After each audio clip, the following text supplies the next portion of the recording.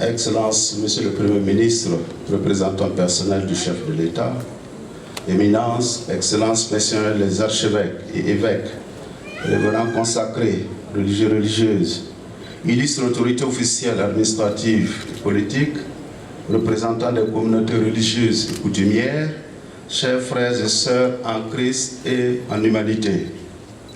Les membres du symposium des conférences épiscopales d'Afrique et de Madagascar, en abrégé CHEAM, ont reçu la nouvelle de la mort de son éminence Christian Cardinal Toumi, archevêque émérite de Douala, avec consternation et une profonde tristesse. Son éminence, le cardinal Toumi, a été membre du CHEAM pendant 41 ans et a assumé avec générosité et efficacité la présidence du CHEAM de 1991 à 1994. Au nom de tous les fils et filles de l'Église Famille de Dieu en Afrique et à Madagascar, nous exprimons notre profonde compassion et solidarité à vous tous, leurs excellences les évêques, le clergé, religieux, religieuses, les fidèles laïcs et les citoyens de Douala et du Cameroun pour la perte d'un fils bien-aimé, père et cardinal de la Sainte Église catholique. Son éminence Christian Cardinal Toumi a été évêque de diocèse de Yaboué, puis archevêque de Garoua et enfin archevêque de Douala jusqu'à sa retraite en 2009. Il a été un grand et dévoué ecclésiastique et le premier cardinal de la nation créé par le pape Saint Jean-Paul II en 1988. Son soutien à l'Église Famille de Dieu en Afrique et à Madagascar a été remarquable et fécond, plus particulièrement au Cameroun. Comme déjà exprimé par le Saint-Père, le pape François, dans son message de condoléances, le cardinal Toumi s'est toujours engagé avec courage à la défense de la démocratie et à la promotion des droits de l'homme. Il fut un ardent défenseur de la paix, de la justice sociale et du bien commun et a reçu le prix Nelson Mandela en 2019 pour son travail dans la construction de la paix et de la justice au Cameroun. De différentes manières, le cardinal Toumi a touché la vie de tant de personnes. Sa mort est donc une immense perte, non seulement pour l'Église Famille de Dieu, mais aussi pour les gens de toutes conditions en Afrique, à Madagascar.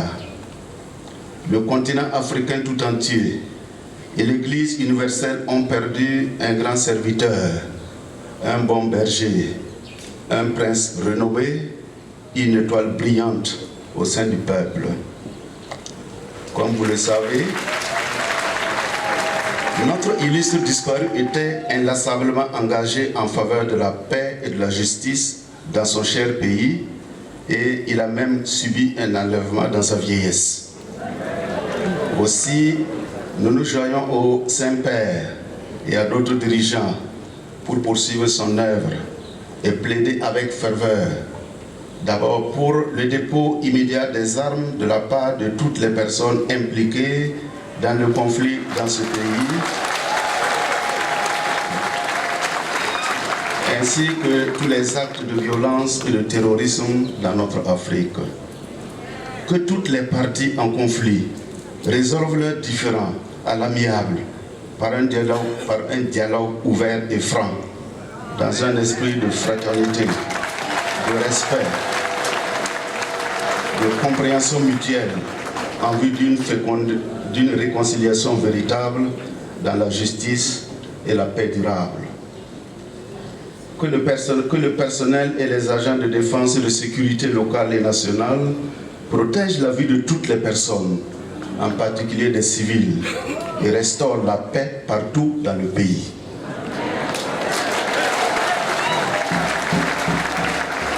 Nous appelons tous les chrétiens et les personnes de bonne volonté ici et à travers notre continent et les îles adjacentes à intensifier la prière à Dieu pour mettre fin à la violence dans cette nation et ailleurs et pour une pérenne coexistence pacifique et un vivre ensemble fraternel. Nous réitérons une fois de plus notre déclaration de février 2020 à l'Union africaine, intitulée « Faire taire les armes ». Faire taire les armes. L'Afrique en a assez. Des personnes assoiffées de sang comme Caïn qui a tué son frère Abel sans aucune raison.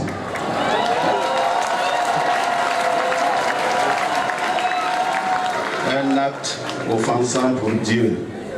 Gardons donc toujours à l'esprit que toute forme de violence perpétrée contre un autre être humain est une offense à Dieu lui-même et une violation de la dignité de la personne. Car chaque être humain est créé à l'image et à la ressemblance de Dieu.